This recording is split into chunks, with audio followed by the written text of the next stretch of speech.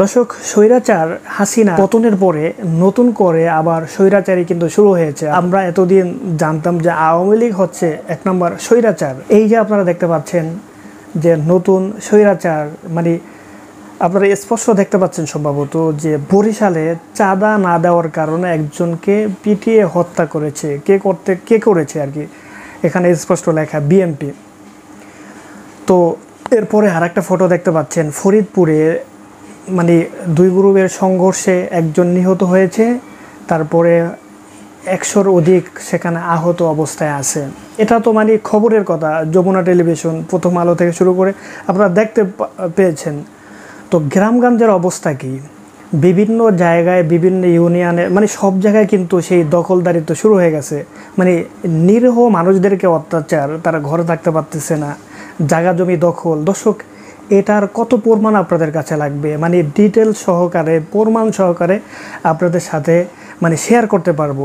তবে আমাদের দুঃখ কোনটা দর্শক? আমাদের যে দুঃখ, এই যে হাসিনা সরকার, আওয়ামী লীগের পতন ঘটেছে কেন? তারা স্বৈরাচারী করেছে, জুলুম, অত্যাচার, নির্যাতন, মানে কথা বলার স্বাধীনতা, প্রতিবাদ করার স্বাধীনতা আমাদের বাংলাদেশে ছিল না। এই যে মুখ খুলে কথা বলতেছি, এটা বলতে পারতাম না, বললেই মানে গুম, খুন, হত্যা হয়ে যাইত। তো আমার প্রশ্ন হচ্ছে, এখনও যদি প্রতিবাদ করতে গিয়ে যদি মার খেতে হয়, জবান বন্ধ করতে হয়, এখনও যদি সেই আওয়ামী লীগের আমলের মতো ঘরে বন্দি থাকতে হয়, ঘর বাড়ি ছেড়ে পালাতে হয়, তাহলে ভাই আমরা আসলে কোন দেশে থাকবো? আমার এক ভাই, মানে সে বলতেছে আওয়ামী লীগ এটা করছে, মানে জুলুম, অত্যাচার, নির্যাতন করেছে, মানে এটা বাংলাদেশের ইতিহাসে কখনো হয় নাই। তখন বললাম যে ভাই, আমরা বাঙালি না, আমাদের মানে বুকে বুলেট ছাড়া আর কোনো কিছু নাই। যে সরকারই আসবে স্বৈরাচারী শুরু করবে, অত্যাচার শুরু করবে। যারা নেতা আছে তাদের পকেট ঠিকই ভারী হবে, কিন্তু এই যে আমাদের মতো যারা সাধারণ মানুষ, তারা আন্দোলন করবো, আন্দোলন করে তাদেরকে ক্ষমতা থেকে নামাবো, আবার নতুন একজনকে আনবো, আবার সেই আন্দোলন করে আমাদের বুকে গুলি যাবে, আমাদের প্রাণ যাবে, আমরা দেশ নতুন করে সাজানোর চেষ্টা করবো, অথচ তারা মানে যত প্রকারের জুলুম, নির্যাতন শুরু হয়ে যাবে। দর্শক, আসলে বিষয়গুলো খারাপ লাগতেছে। এখন পর্যন্ত শহীদের আমাদের ভাইরা দেশের জন্য যে জীবন দিয়েছে, তাদের রক্ত এখনও শুকায় নাই, এরপরেই চাঁদাবাজি শুরু হয়ে গেছে। আপনারা দেখতে পাচ্ছেন যে অলরেডি চাঁদাবাজি শুরু হয়ে গেছে। এতদিন করতো আওয়ামী লীগ পরিবহনের, যে পরিবহন খাত বাংলাদেশে, যে গাড়ি ঘোড়া যত কিছু আছে আওয়ামী লীগ করতো, এখন ছাত্রদল সেখানে চাঁদাবাজি করতেছে। দর্শক, আমরা ধিক্কার জানাই। আমরা জানি আওয়ামী লীগের, বিশেষ বিএনপির উপরের লেভেল থেকে তারেক জিয়া, তিনি সরাসরি ভিডিও বার্তা দিয়ে বলেছে, যদি আমাদের বিএনপির কোনো লোক হয় তাদেরকে ধরায় দেন।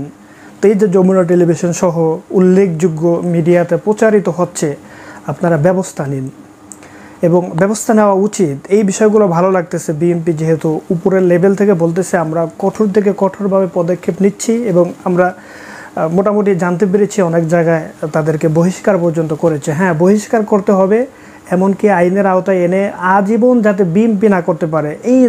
এই কর্মীর কি দরকার? দর্শক, এমন অবস্থা, যে সমস্ত ব্যক্তিরা যারা মনে করেন মানে নিরীহ মানুষদেরকে অত্যাচার করতেছে, মানে দেশের ভিতরে আবার সেই জুলুম, অত্যাচার শুরু করতেছে, মানে জায়গা জমির দখল এগুলো করতেছে, এদেরকে জীবনে দেখে নেয় কোনো সময় বিএনপির মিছিলে যেতে, আন্দোলন করতে, মানে এতদিন ঘরের কোনায় ছিল।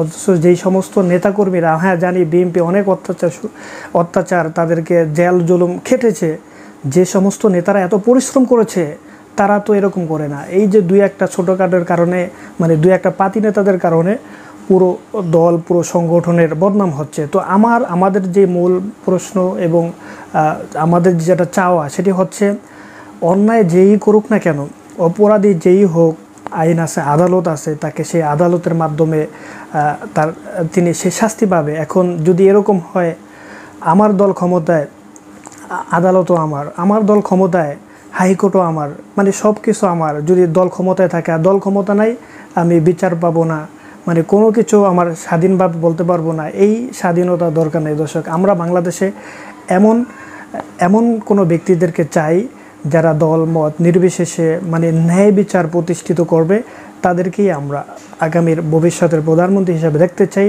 এমন দল আমাদের প্রয়োজন। দর্শক, অবশ্যই ভিডিও সম্পর্কে আপনাদের মতামতগুলো জানাবেন। ভালো থাকবেন। আসসালামু আলাইকুম।